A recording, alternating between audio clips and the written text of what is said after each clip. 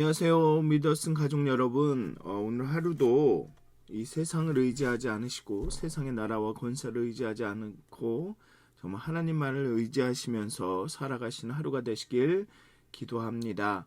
사도신경 하심으로 7월 4일 화요일 새벽 예배를 시작하도록 하겠습니다.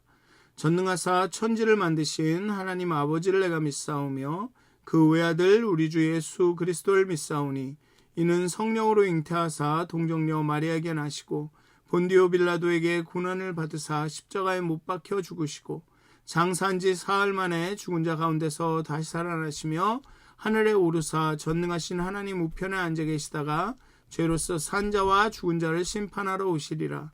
성령을 믿사오며 거룩한 공회와 성도가 서로 교통하는 것과 죄를 사하여 주시는 것과 몸이 다시 사는 것과 영원히 사는 것을 믿사옵나이다.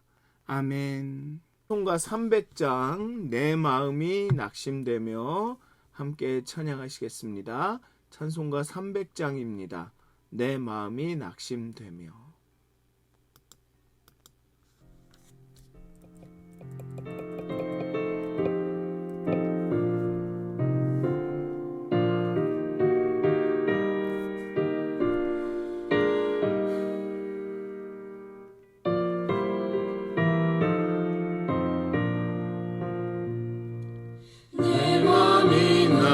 낙심되며 근심에 눌리고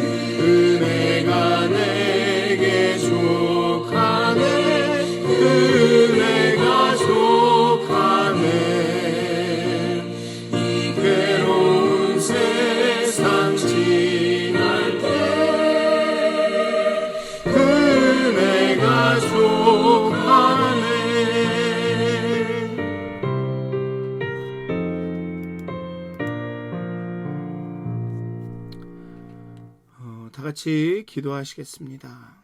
하나님, 우리의 마음이 낙심되며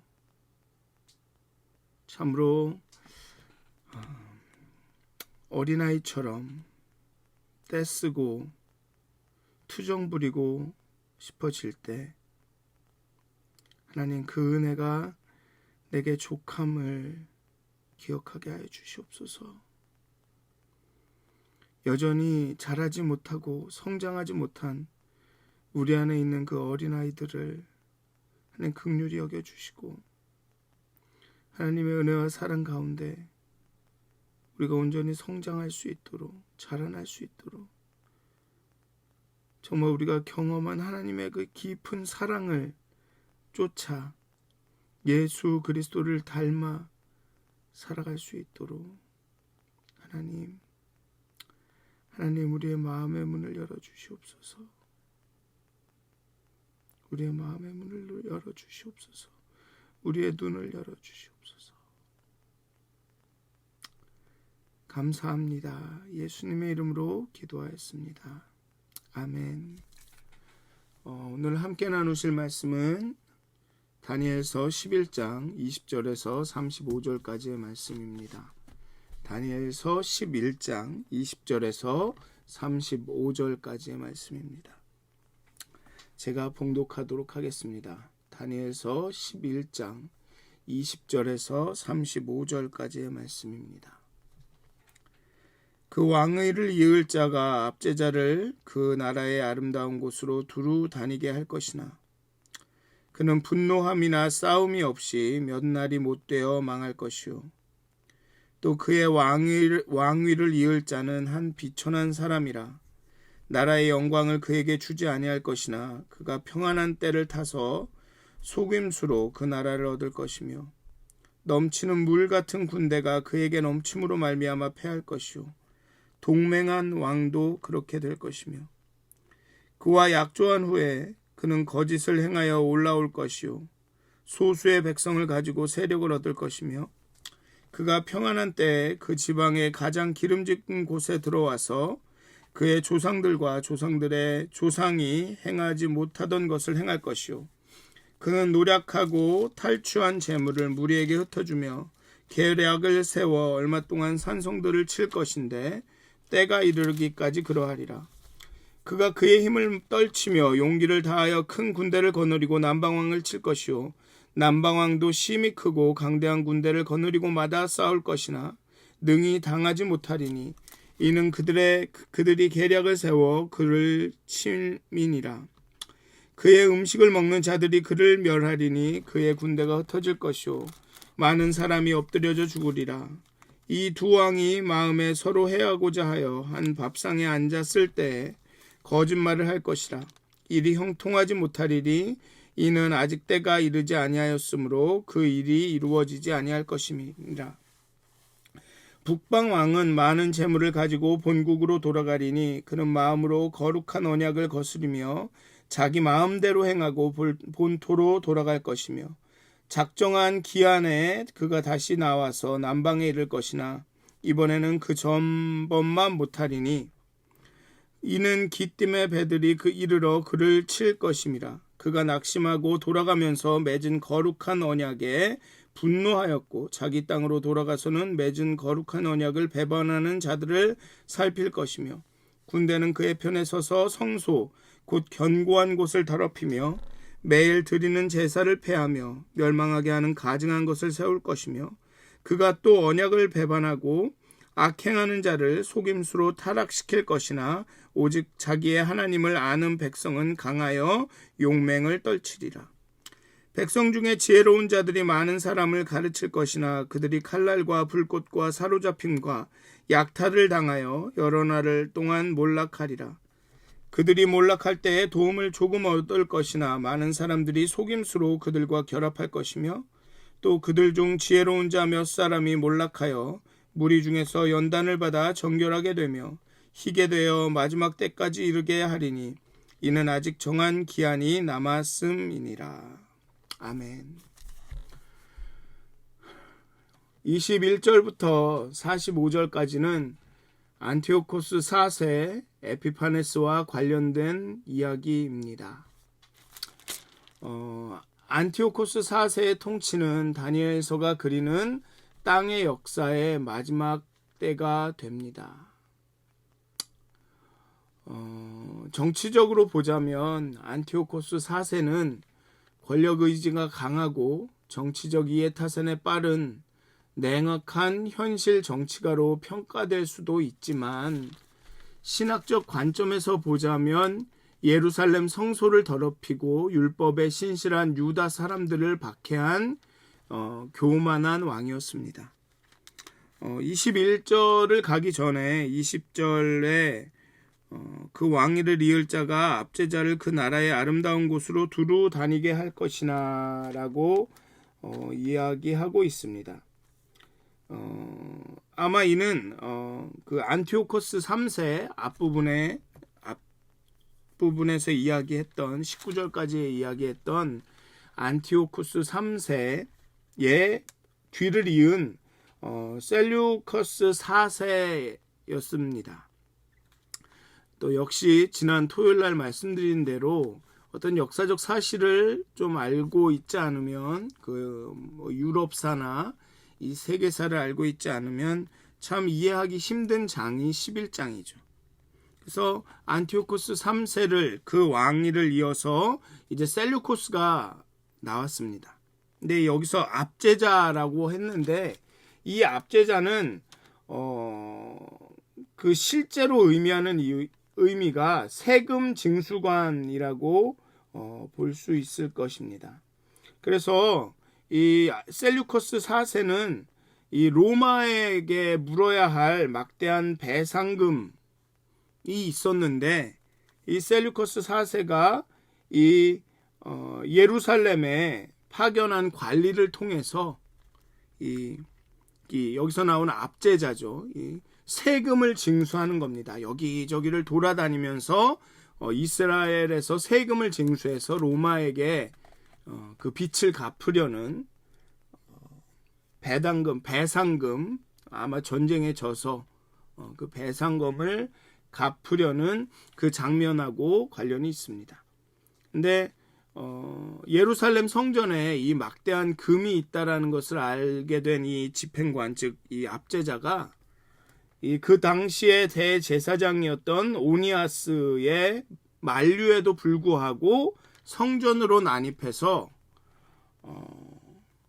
그 성전에 있는 그 황금들을 가져가려고 합니다. 그때 이제 높은 말을 타고 황금 갑옷을 입은 이에 환상을 보게 되고 거의 죽은 것과 마찬가지로 쓰러지게 되죠. 그리고 어떤 싸움이 있거나 어떤 것이 있던 게 아닙니다. 성전에 들어가서 그 환상을 보고 기절한 거죠. 그 앞에 다니엘이 하나님의 그 환상을 보고 그 임재함 가운데 진이 빠지고 잠이 들고 그랬던 것처럼 이 사람도 그냥 쓰러져 가지고 거의 죽게 됩니다. 그런데 오니아스 대제사장과 유대인들의 기도로 겨우 회생하죠. 그래서 제사를 드린 후에, 성전에서 제사를 드린 후에 본국으로 돌아가게 됩니다. 그리고 나서 셀류코스 4세는 암살되고 말죠. 그게 20절에 나온 얘기입니다. 싸움 없이 몇 날이 못 되어 망할 것이요. 그 짧은 말에 그 역사가 다 들어있는 것이죠.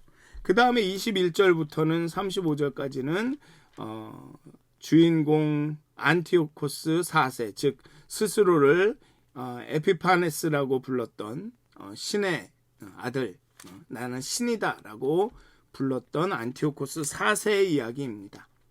그는 주전 189년부터 대략 13년을 인질로 로마에 잡혀 있었습니다. 그러다가 주전 176년 또는 175년 초에 이 셀류코스 4세가 그렇게 암살된 후에 왕위 계승권자인 장자 데메트리우스를 대신 로마로 보내고 동생 안티오코스를 불러들입니다. 셀류코스 4세가 원래는 장자인 데메트리우스한테 그 왕위를 물려주어야 되는데 그 장자를 로마로 보내고 동생이었던 안티오코스를 불러들이죠. 아마도 파탄이란 재정과 혼란스러운 국내외 정세를 극복하기 위해서 동생의 도움이 필요했던 것 같습니다. 어렸던 자신의 아들보다는 뭐 나중에는 조카랑 같이 이렇게 다스리기도 하지만 그렇게 어린 장자보다는 자신의 동생이 이 국내외 정세를 회복하는 데 도움이 될 거라 생각해서 이 동생을 불렀던 것 같습니다. 근데 인질에서 풀려나서 돌아오다가 아테네쯤에 머물고 있을 때 안티오코스는 형인 셀류코스 4세의 사망 소식을 듣고 귀국길을 재촉하죠. 그리고 국내에 정치적 기반이 없었던 안티오코스는 페르가몬 왕 유메네스의 도움을 받아서 먼저 바벨론으로 가서 권력을 장악합니다. 그럼 여기 보면 24절에 보면 그가 평안한 때에 그 지방의 가장 기름진 곳에 들어와서 그의 조상들과 조상들의 조상이 행하지 못한 것을 행할 것이요 그는 노력하고 탈취한 재물을 무리에게 흩어주며 계략을 세워 얼마 동안 산성들을 칠 것인데 때가 이르기까지 그리할 것이다 라고 나오죠. 그 도움을 받아서 이 바벨론 여기 나오는 그 지방의 가장 기름진 곳에 가서 세력을 이렇게 쌓습니다. 그 주변을 이렇게 하면서. 그래서 어린 조카와 함께 통치하다가 5년 후에 그 조카를 제거하고 권력을 독점하죠. 그러니까 때가 이르기까지 그렇게 합니다. 근데 이 앞부분에 21절부터 쭉 보면 여기 보면 한 비천한 사람이라 21절에 또 그의 왕위를 이을 자는 비천한 사람이라. 여기서 비천하다라는 것은 신분이나 지위가 비천하다라는 것이 아니라 그의 성품이 비천하다라는 뜻입니다. 그 비천한 사람이라 나라의 영광을 그에게 주지 아니할 것이나 바로 왕위를 얻지는 못합니다. 어린 조카도 있었고 또 그 국내 정치적 기반이 없었기 때문에 페르가몬 왕의 도움을 받아서 그렇게 바로 그 나라의 영광을 얻지는 못하지만 평안한 때를 타서 속임수로 그 나라를 얻을 것이라. 이렇게 그 바벨론에 가서 권력을 장악하고 독점하고 뭐 이런 관련을 통해서 점차 때를 이룰 때까지 이렇게 그 세력을 쌓아가고 있죠. 근데 여기서 주목할 만한 것은 22절에 보면 넘치는 물 같은 군대가 그에게 넘침으로 말미암아 패할 것이요 동맹한 왕도 그렇게 될 것이며 그와 약조한 후에 그는 거짓을 행하여 올라올 것이요 소수의 백성을 가지고 세력을 얻을 것이며. 여기서의 동맹한 왕은 남방 왕이 아니라, 왜냐하면 남방 왕은 뒤에 25절에 나오거든요. 여기서의 동맹한 왕은 아마도 이 예루살렘에 있었던 오니아스 대제사장인 것 같습니다. 주로 이 대제사장 오니아스 3세는 사독 계열의 레위 지파에서도 사독 계열의 후예였습니다. 그래서 주로 이 대제사장은 이 사독 계열이 쭉 해왔는데 이 사독 계열은 이 이집트 애굽의 이 톨레미 왕조와 좀 친했습니다. 그리고 이 오니아스의 자리를 탐내고 있던 야손 같은 그런 그 레위인들은 또 셀류코스 왕조에 좀 더 밀접했죠. 그러니까 여기에 이렇게 각각의 그 왕조에 이렇게 동맹했던 대제사장, 그 제사장들이 있었던 거죠. 근데 결국은 뭡니까 이게 누구죠? 안티오코스 4세가 이렇게 오면서 톨레미 왕조와 그런 동맹을 맺고 있던 이 오니아스의 세력이 사독 계열의 대제사장들이 다 이렇게 망하는 겁니다. 그리고 결국에는 이 셀류커스 왕조, 즉 이 안티오코스 그쪽을 또 지지하고 따랐던 야손 대제사장 그쪽 계열의 제사장들도 결국은 안티오코스 4세가 그 성전을 점령하고 성전을 훼손하고 제사를 금지하고 안식일을 못 지키게 하는 것을 통해서 그 동맹이 깨지게 되죠. 결국은 거짓을 행하는 겁니다. 거짓말로 동맹을 맺어서 그 예루살렘의 제사장의 세력을 얻고 또 바벨론에서 이렇게 정착하면서 소수의 백성을 가지고 세력을 얻는 거죠. 그 장면이 21절에서 24절까지가 쭉 나오는 겁니다. 바로 왕권을 얻지 못하고 바벨론 지역에 거하면서 이 바벨론 옆에 있는 그 팔레스틴의 이스라엘의 그 예루살렘에 있는 한 레위 지파의 이쪽과 이렇게 협력하면서 그 지역으로 이렇게 그 세력을 확장하고 있는 겁니다. 안티오코스는 로마의 인질로 있는 동안 그리스 문화와 로마의 정책에 감탄했습니다. 그는 헬레니즘의 도움을 받아 셀류코스 왕조의 통치 아래 있는 수많은 민족들을 통합하려고 했죠. 그러니까 페르가몬 왕 유메네스가 그 헬라의 왕입니다. 적극적으로 지역의 문화를 헬레니즘 안에 편입시켰습니다. 이에 따르면 여호와는 유대교의 제우스였죠. 그렇기 때문에 신실한 유대인들과의 충돌은 어쩌면 필연적이었을 것입니다. 헬레니즘 문화에 반대하는 유대인들과의 그 충돌은 어쩌면 필연적이었고 결국은 안티오코스 4세가 그 예루살렘을 점령하고 성전을 훼손하고 제사를 금지하게 되죠. 그 이야기가 이제 이 뒤에 나옵니다. 그럼 여기 보면 25절에 보면 그가 그의 힘을 떨치며 용기를 다하여 큰 군대를 거느리고 남방왕을 칠 것이요. 남방왕도 심히 크고 강한 군대를 거느리고 맞아 싸울 것이나 능히 당하지 못하리니 이는 그들이 계략을 세워 그들을 침이라. 그래서 결국은 북방왕이 안티오코스 4세가 톨레미 왕조의 그 애굽 지역을 막 쳐들어 내려갑니다.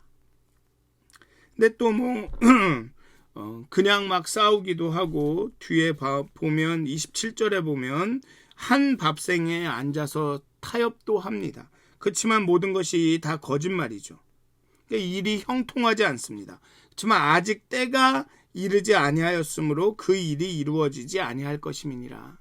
그러니까 다니엘서에서 보면 안티오코스 4세가 그 역사의 마지막 때가 되죠. 이 안티오코스 4세가 벌받고 망하는 것이. 근데 아직 그 때가 되지 않았다라는 것입니다. 그리고 쭉 보면 여기 보면 이제 다시 한번 이제 그 북방의 안티오코스 4세가 다시 한번 톨레미 왕조를 애굽 지역을 차지하기 위해서 또 전쟁을 시작합니다. 그런데 전번만 못했습니다. 한 번 이겼고 또 내려가서 또 애굽을 톨레미 왕조로 완전히 이렇게 점령하려고 하는데 요번에는 그 전에 이겼던 것만큼 이기지 못합니다. 왜냐하면 30절에 보면 기띔의 배들이 이르러 그를 칠 것임이라 그가 낙심하고 돌아가면서 라고 합니다. 그러니까 로마가 위에 이게 뭐죠? 이탈리아 반도에 있던 로마가 그 밑으로 애굽으로 지나가는 그 안티오코스의 군대를 이렇게 배를 타고 와서 공격을 합니다. 그래서 결국은 그 원정이 실패가 되죠. 그런데 돌아가면서 자기 땅에 돌아가서는 맺은 거룩한 언약을 배반하는 자들을 살필 것이고 군대는 그의 편에 서서 성소 곧 견고한 곳을 더럽히며 매일 드리는 제사를 폐하며 멸망하게 하는 가증한 것을 세울 것이며. 그러니까 로마에 의해서 전쟁의 그 원정이 실패하고 돌아가는 길에 그 거룩한 언약을 배반하게 되는 것입니다. 그 야손과 같은 이 셀류커스 왕조에 협력하던 사람들과 맺은 언약을 폐하면서 화풀이로 예루살렘을 공격을 합니다. 그리고 성소를 더럽히고 제사를 폐하고 제우스 신상을 거기에다가 세우죠. 그가 또 언약을 배반하고 악행하는 자를 속임수로 타락시킬 것이나 오직 자기의 하나님을 아는 백성은 강하여 용맹을 떨치리라. 그렇게 성전이 훼손되고 더럽혀지고 제사가 폐하게 되고 제사가 없어지고 금지되고 제우스 신상을 세우는 그런 일들이 있어도 그런 어렵고 힘들고 그런 박해 가운데서도 용맹하게 그 신앙을 지키던 사람들이 있었던 것입니다. 그래서 이런 말이 있죠. 또 그들 중 지혜로운 자 몇 사람이 몰락하여 무리 중에 연단을 받아 정결하게 되며 희게 되어 마지막 때까지 이르게 하리니 이는 아직 정한 기한이 남았음이라. 요한계시록에서도 보면 그 인침을 받은 백성들도 그 환란에서 완전히 건져지는 게 아니라 그 환란을 다 통과합니다. 그러면서 해를 입지 않죠. 그 과정에 연단을 받습니다. 그 요한계시록도 그렇게 얘기하고 여기 다니엘서도 보면 그 성전이 그렇게 더럽혀지는 가운데도 연단을 받아 정결하게 되며 희게 되어 마지막 때까지 이르는 그런 사람들이 남았다는 거죠. 어떤 사람들은 그 셀류코스 왕조 안티오쿠스 4세 심지어는 대제사장도 협력하면서 정말 하나님을 섬기는 게 아니라 어떤 제국을 섬기는 어떤 제국을 하나로 만드는 그걸 뭐라고 하나요? 어떤 정신이나 어떤 도덕적인 기준이 그 정도로 머물기도 하는데 그 가운데서도 강력하게 제국에 저항하면서 정말 마지막 때까지 연단을 받고 정결하게 되며 희게 되는 사람들이 있다는 것입니다. 다니엘서는 앞으로 일어날 일의 매우 세부적인 부분까지 예고하는 형식을 취하고 있습니다. 굉장히 앞부분의 그 환상에 비하면 굉장히 세세하게 실제 역사적인 사건들과 매치하게 언급하고 있습니다. 이것은 인간사의 모든 영역을 하나님께서 주관하고 있음을 강력하게 증언하고 있는 것입니다. 이방의 왕들이 아무리 거세고 강하다 할지라도 역사는 하나님이 정하신 그 뜻을 따라 이루어질 것이다. 세상은 다 지나고 난 다음에 그럴듯하게 해몽했다고 하겠지만 우리만은 이 모든 일의 과정마다 하나님께서 개입하셨다고 고백할 수 있는 사람이라는 겁니다. 성경의 고백을 하찮게 만들 권리가 우리에게는 없습니다. 성경은 역사 가운데 일하시는 하나님을 믿음의 눈으로 보고 고백하며 기록한 것입니다.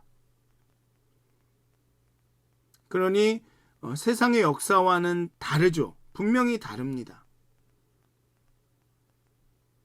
세상은 일의 추이와 일의 결국을 말하지만 성경은 그 역사 가운데 일하시고 역사하시는 하나님을 고백하는 것입니다. 다니엘서가 그렇게 이야기하고 있는 것이죠. 하나님을 대적하는 왕은 궁극적으로 하나님을 믿고 고백하는 신앙을 자신에게 맞서는 것으로 여기게 마련입니다. 그러니까 어쩌면 신앙은 이 정치적이다라는 것을 어떻게 해석하느냐에 따라서 또 문제가 많긴 하지만 예수를 믿는다는 것은 어쩌면 이미 처음부터 정치적인 것입니다. 옳고 그름이 정해졌다는 얘기죠. 그렇기 때문에 세상 제국과는 하나님을 대적하는 왕과는 맞서게 될 수밖에 없다는 것입니다. 그래서 단순히 관습이 아니라 이 대적들은 신앙 자체를 대적하고 파괴하려고 하죠. 그러니까는 성전을 부수는 겁니다.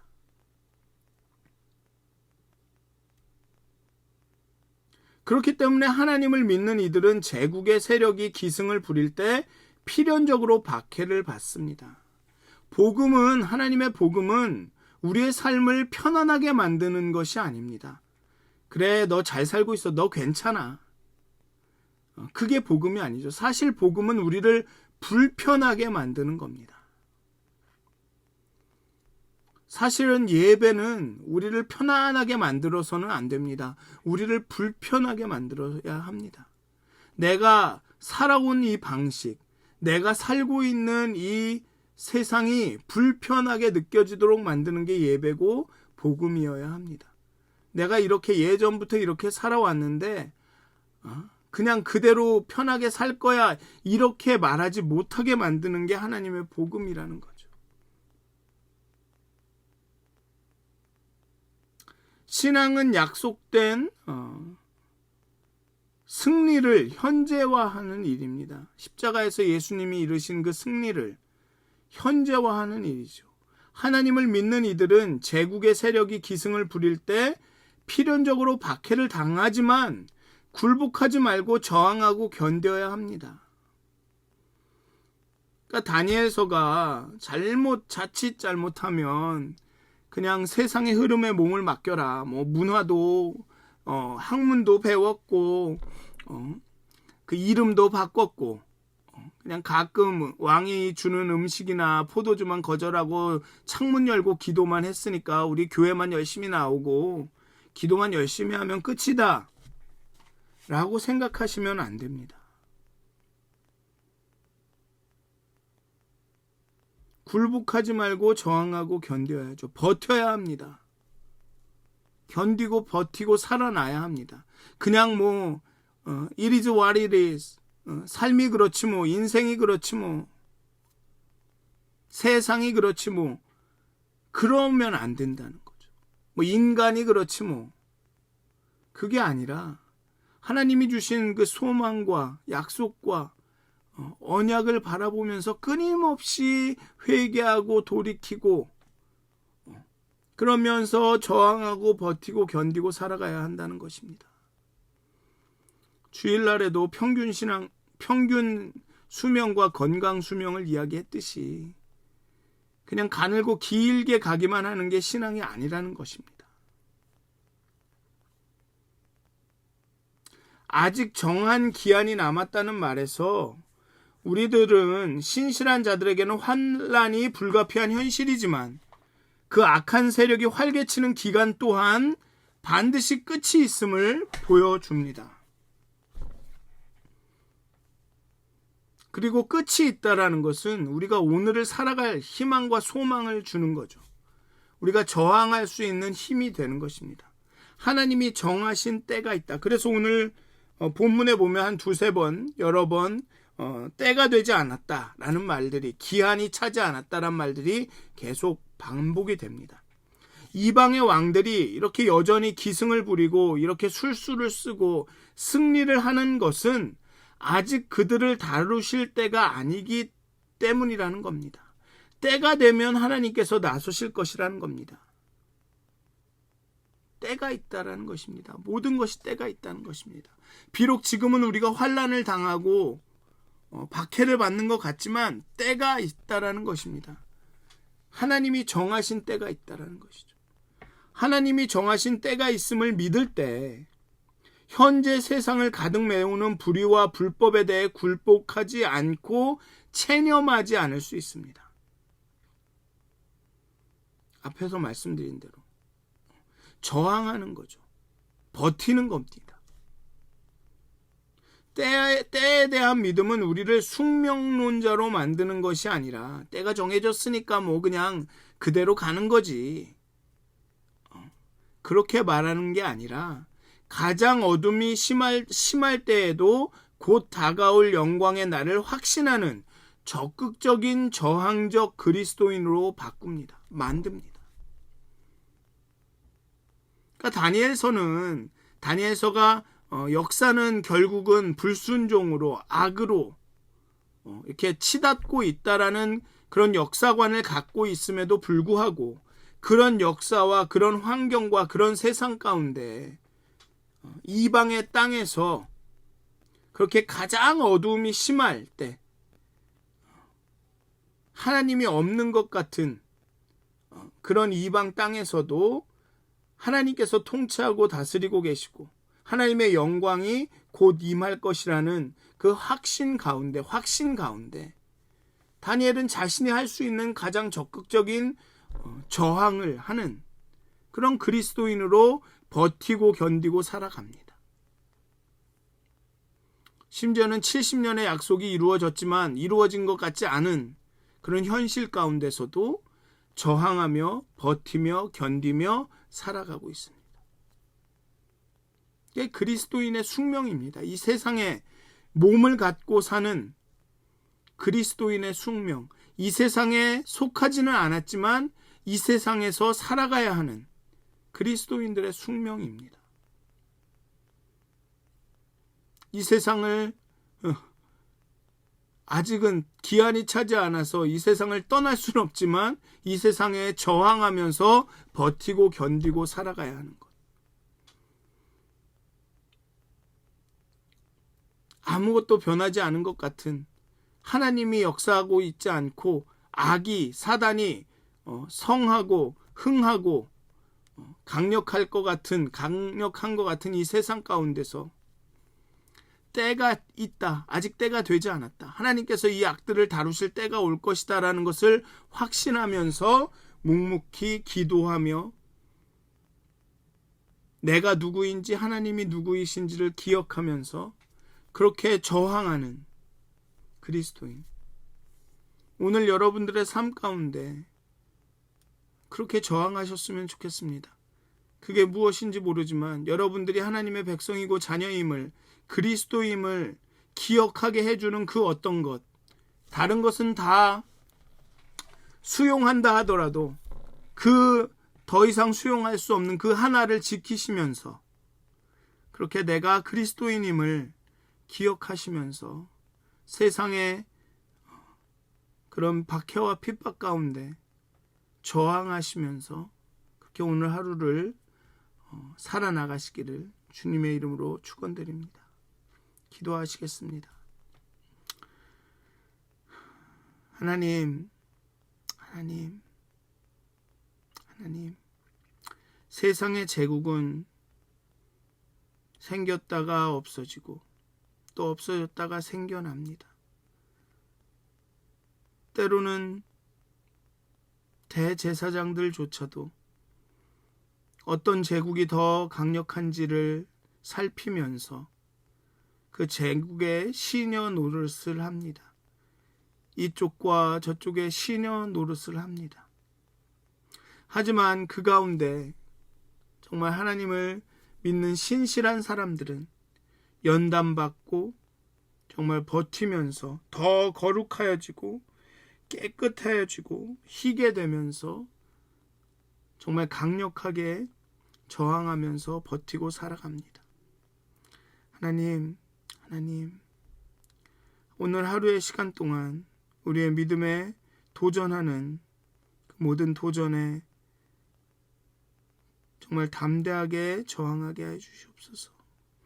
내가 그리스도인임을 기억하며 고백하며 밝히며 그렇게 세상을 살아갈 수 있도록 하나님 우리의 영을 깨워주시옵소서. 우리의 영의 눈을 열어주시옵소서. 감사합니다. 예수님의 이름으로 기도하였습니다. 아멘. 하늘에 계신 우리 아버지여, 이름이 거룩히 여김을 받으시오며 나라의 마옵시며 뜻이 하늘에서 이루어진 것 같이 땅에서도 이루어지이다. 오늘 우리에게 일용할 양식을 주옵시고 우리가 우리에게 죄 지은 자를 사하여 준 것 같이 우리의 죄를 사하여 주옵시고 우리를 시험에 들게 하지 마옵시고 다만 악에서 구하옵소서. 나라와 권세와 영광이 아버지께 영원히 싸움나이다. 아멘. 행복한 하루가 되시길 기도합니다.